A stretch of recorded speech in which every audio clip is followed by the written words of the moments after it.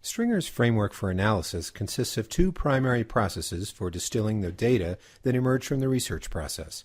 Categorizing and coding puts data into units of meaning and organizes them into categories that summarize the experiences of the participants.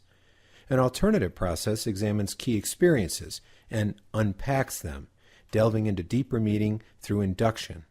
From these two processes, Stringer offers four alternative approaches to enriching the analysis and then prescribes an approach to writing collaborative reports.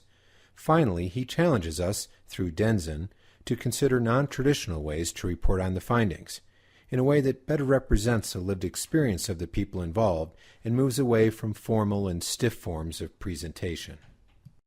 To begin categorizing and coding, the researcher needs to break up the data into pieces that contain one main idea. So, for example, a paragraph in an interview response might have multiple units of datum. The paragraph or sentence may be broken up into sections that express separate meanings.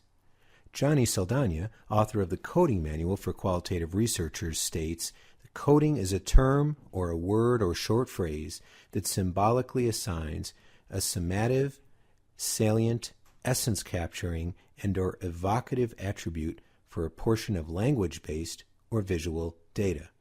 In other words, a code is a descriptor for a piece of datum. There are a number of ways to code a piece of datum.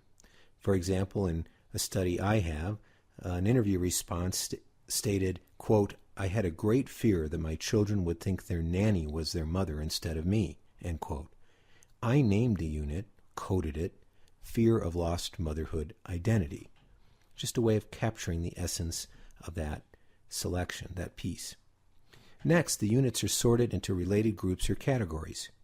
To formulate categories, inductive reasoning is used.